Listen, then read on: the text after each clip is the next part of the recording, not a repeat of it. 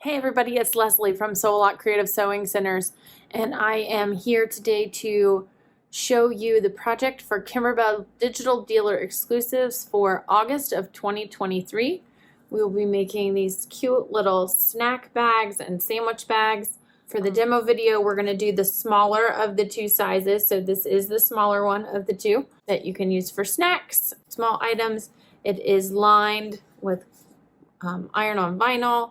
Has little snaps so you can close it, but there is a larger size available as well. So I hope you enjoy.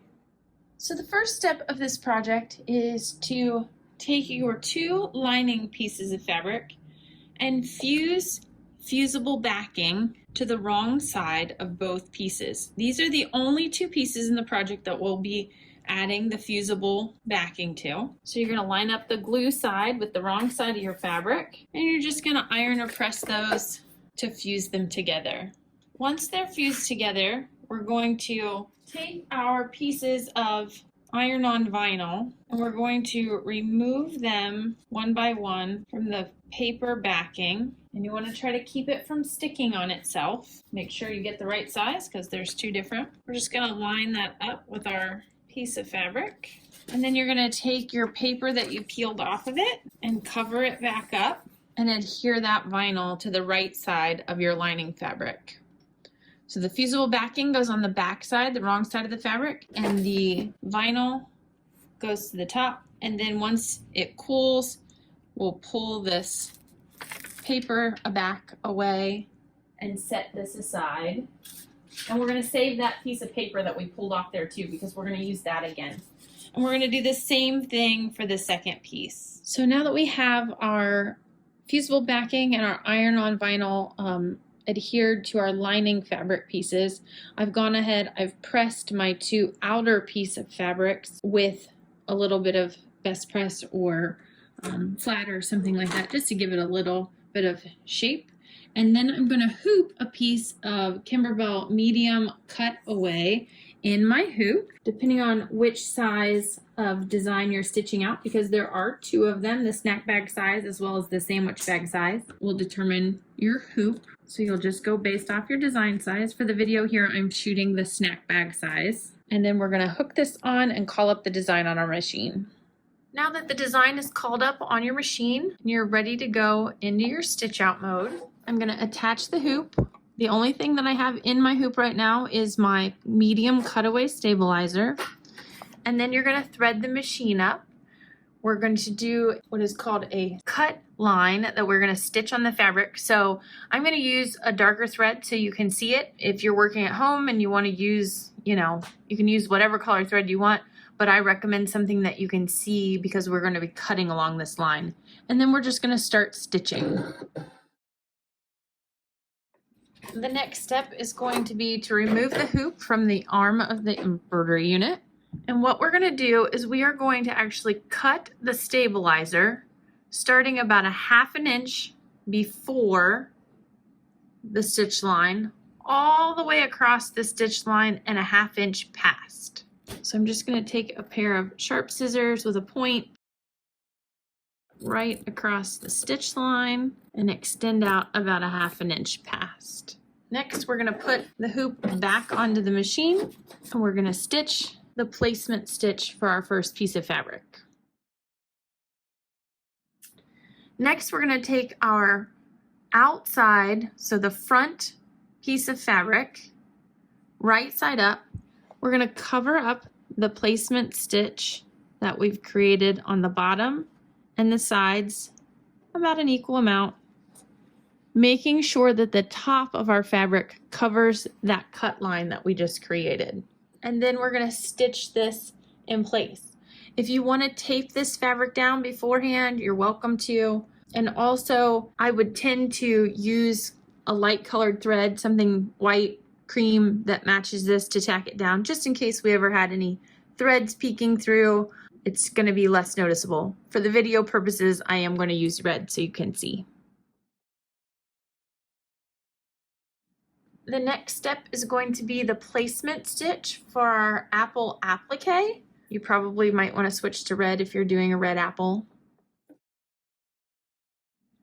Next, we're gonna place our red leather for the applique, covering the entire apple area, and a piece of wash away topper. And I'm gonna tape this in place. We're gonna tack it down. And we're gonna stitch the detail work of the eyes and the mouth. Now I'm gonna remove the hoop from the embroidery arm again, and we're gonna trim around the apple completely.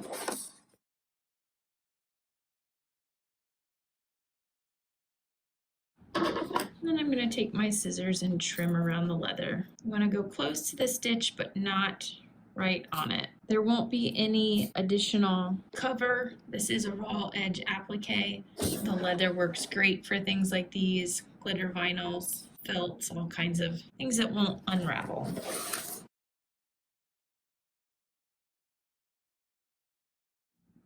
I'm also going to go ahead and pull away the wash away top cover inside the apple and get that taken care of. Now, before I put the hoop back on the machine, I am going to change out my bobbin thread from a light neutral bobbin thread to a dark bobbin thread that will match my lettering that I'm going to stitch across the bottom here.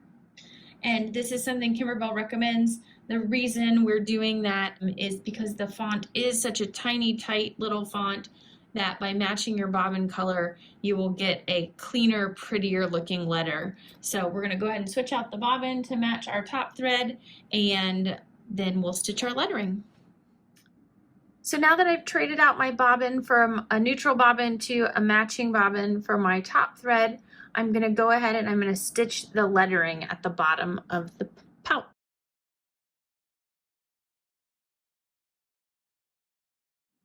Once our lettering is finished, we're going to switch our bobbin back to a neutral color, and then I've changed my thread color to green, and we're going to stitch the leaf detail. Once that's complete, we're going to stitch the stem. Now that our apple is complete, we are going to place the lining for the front side of the fabric. So that's going to be the one that matches in size, the smaller of the two pieces. You're going to place that right side down, completely covering the project, with the top edge approximately 1/4 of an inch above the cut line in the stabilizer. So I'm going to take my red piece, I'm going to make sure that I'm at least 1/4 inch above that cut line.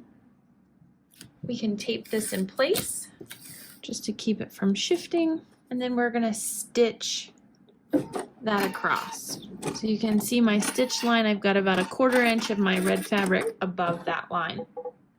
Now that we've stitched this 1/4 inch from that edge, I've pulled the hoop off of the machine. I'm gonna remove the tape. You have a couple options here. What we're gonna do is we're gonna pull this up and we're gonna press it. From here, you can take your piece of protective paper or a pressing cloth and cover that up and press this with your iron. Or if you have one of these Clover roll and press tools, this works very nicely in a situation like this. Presses that down nice and flat. And then we're gonna take and we're gonna slide this through that cut in the back of the stabilizer. And because we've pressed that nicely, it's gonna lay nice and pretty. You can hit it again from this side if you want to use your iron. Just make sure that you use your pressing cloth there. You've got that in place, and I'm going to use some tape, and I'm going to tape this down. And I like to tape it down in the corners. Press that one more time. Again, you can use your iron there. I'm just going to get that pressed nice and pretty.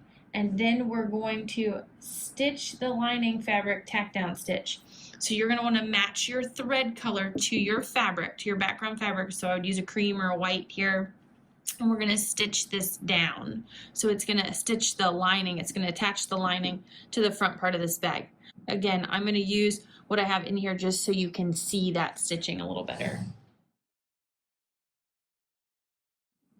Again, you are going to have used matching thread here. So it's going to not show up quite like mine does, but I just wanted you to be able to see this stitching as it put it down in the video.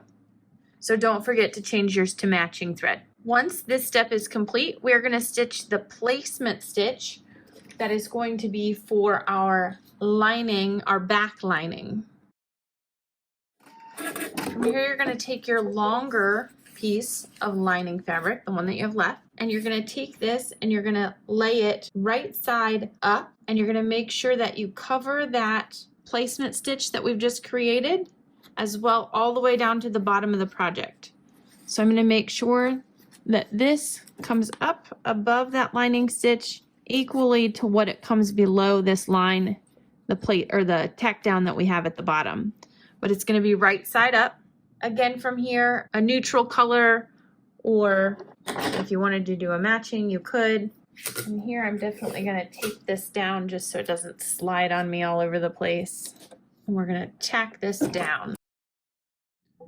Once this is tacked down, it's going to stitch the sentiment that is going to go on the inside top of the flap. You're going to want to, again, make sure that your bobbin thread matches your top thread here, because these are those tiny little letters again.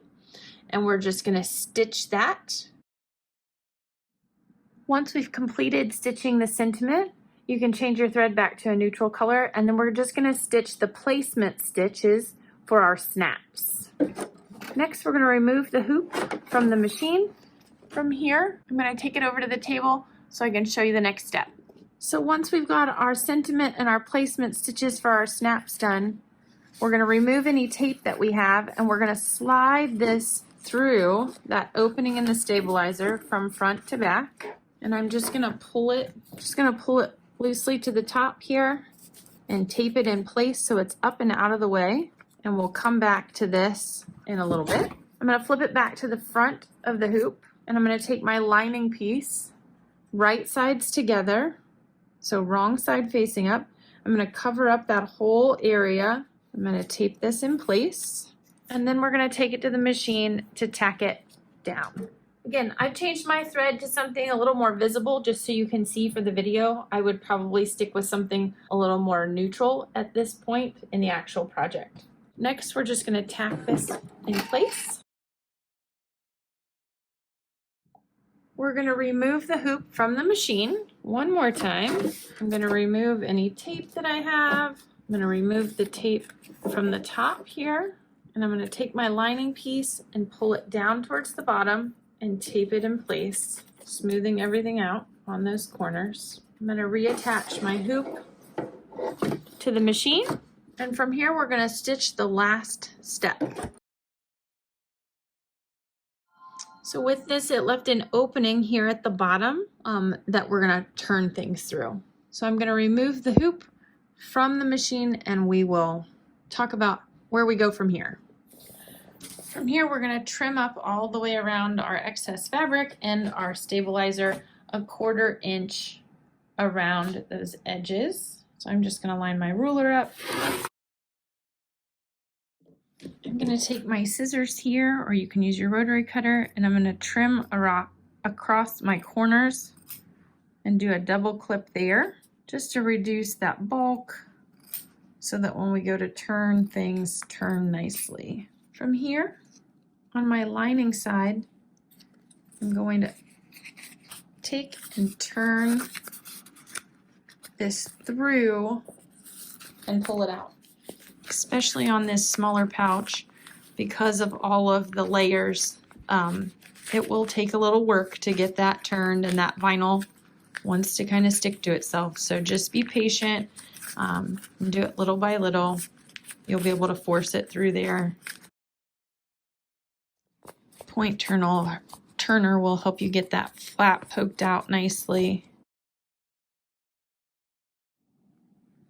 So once you've got this all turned out nice, you're going to tuck that opening fabric back inside.